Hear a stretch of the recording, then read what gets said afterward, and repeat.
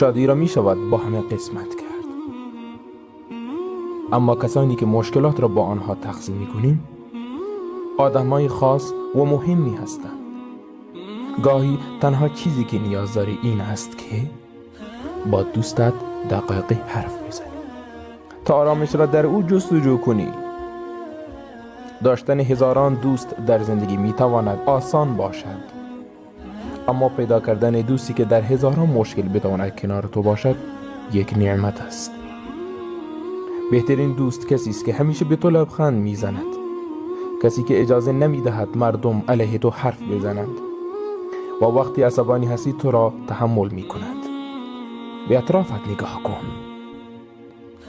اگر این گونه دوستی دارید قدرش را بدانید و محبت خود را پنهان نکنید و به او بگویید خدا تو را برایم حفظ کند.